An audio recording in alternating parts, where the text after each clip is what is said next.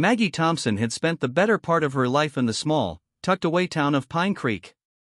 Her days were simple: wake up at dawn, unlock the door to her roadside diner, put on the same old blue apron, and get to work before the sun even warmed the sidewalks. She had been doing this since her husband, Tom, passed away 5 years ago. Running Tom and Maggie's diner had been their shared dream. And now it was her way of keeping his memory alive. Everyone in town knew Maggie. She had a heart bigger than the Colorado sky, and hands that made the kind of apple pie that could soften the hardest of souls. Her eyes were kind, her laugh sincere, and her diner was the kind of place where time slowed down. People came not just for the food, but for the feeling of home. On one quiet Wednesday afternoon, things changed. The regulars were in their usual booths. Mr. Dawson, the retired mailman who still wore his old uniform out of habit, was sipping black coffee. A young couple, probably passing through town, shared a burger and fries, and at the counter, Maggie chatted with her waitress Rosie about the lack of rain. Then came the growl of a Harley-Davidson echoing through the parking lot. Heads turned toward the window as a solitary biker pulled up. He was tall, built like a brick wall, and wore a black leather vest with the unmistakable patches of the Hells Angels stitched across the back. His arms were covered in tattoos, and his beard was thick and wild. When he stepped through the door, the usual warmth of the diner cooled. The couple at the booth stopped talking. Mr. Dawson lowered his cup. Rosie looked to Maggie, uncertain. But Maggie? She smiled. She approached the man without hesitation. "Coffee?" she asked, holding up the pot.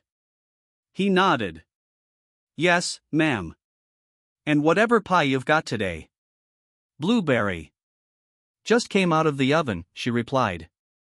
"Sounds perfect," he said quietly. He sat at the far booth, near the jukebox, away from the windows. Maggie served him without fanfare. No judgment. No questions. Just pie and coffee, like anyone else. But the tension in the room was growing. Eyes followed him with suspicion. 2 men left their booth early. Even Rosie whispered, "Maggie, isn't that dangerous?" "He hasn't done anything but eat pie and drink coffee," Maggie replied gently. 10 minutes later, the bell above the door jingled again.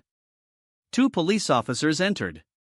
Their hands rested near their belts, their boots heavy on the diner floor. "Afternoon, Maggie," one officer said, but his tone was sharp, eyes already fixed on the biker. "Afternoon," she replied cautiously. "We got a report about a known gang member loitering in the area." "Seen anyone like that?" Maggie didn't answer. She knew exactly what was happening. The officers approached the biker. "Sir, we need you to step outside. Answer a few questions." The biker looked up calmly. "Why?" "I haven't done anything." "We've had complaints," one officer said. "And that patch on your back? It's a red flag." Maggie stepped in. "He's not loitering. He's a paying customer. Eating pie. Drinking coffee. Same as anyone else who walks in here." The officer raised an eyebrow. "Ma'am, this isn't about pie." "No," she said, louder now, firm. "This is about judgment. And I won't stand for it in my diner. He hasn't caused any trouble.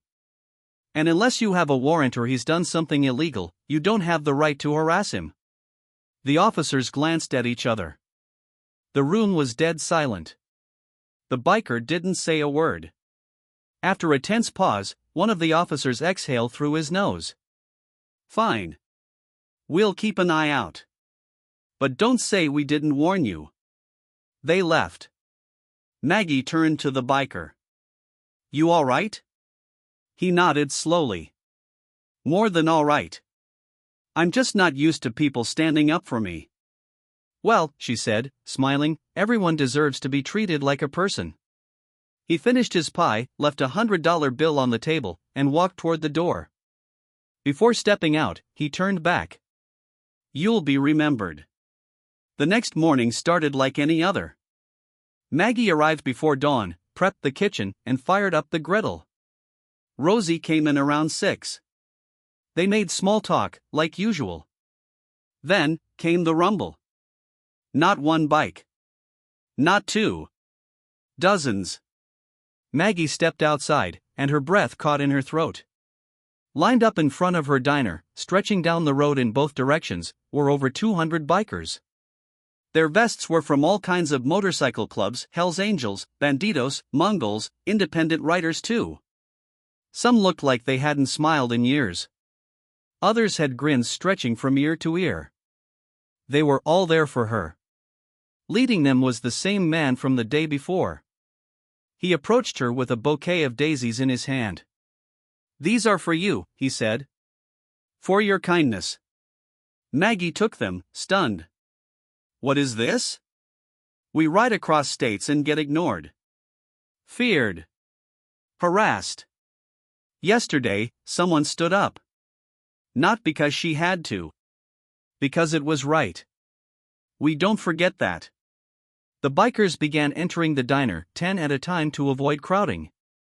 Maggie's tiny diner filled fast. Orders flooded in. Coffee flowed like water. Pies vanished within minutes. And they didn't just eat. They left tips, 50s, hundreds. One man handed her an envelope and said, "For your courage." Inside was $25,000 in cash, along with a handwritten note. "You stood alone. Now you'll never stand alone again." Some bikers helped clean up. One fixed a loose hinge on the door. Another donated a new espresso machine. Rosie looked around, stunned. This is unreal.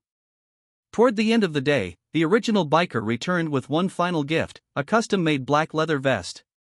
It had Maggie's name stitched in silver, and across the back, "Honorary Rider, Defender of the Brotherhood." He helped her put it on. It hung awkwardly over her apron, but it looked just right. "Your family now," he said.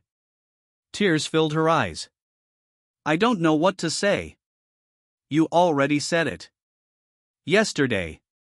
Loud and clear." News outlets picked up the story. Local stations aired interviews.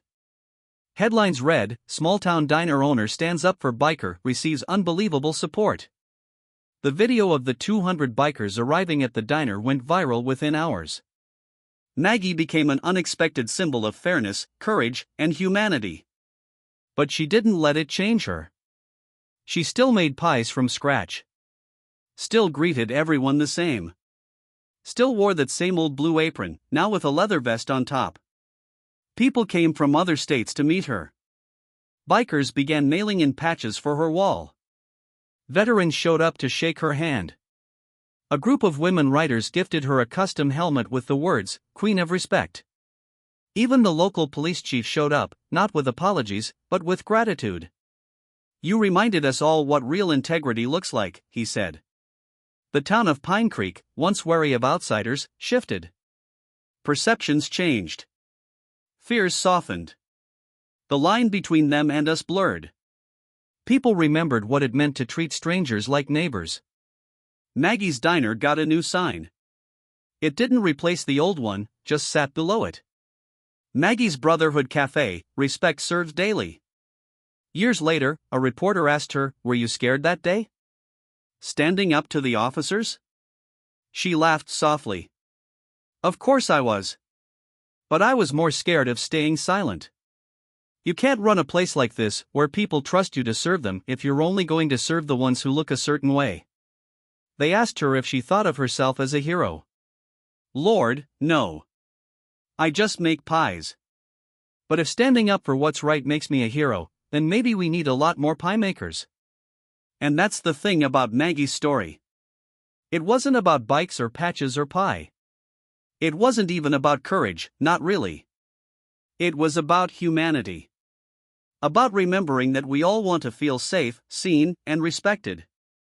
About knowing that the simplest moments, standing up, speaking out, refusing to look away, can echo louder than 100 roaring engines.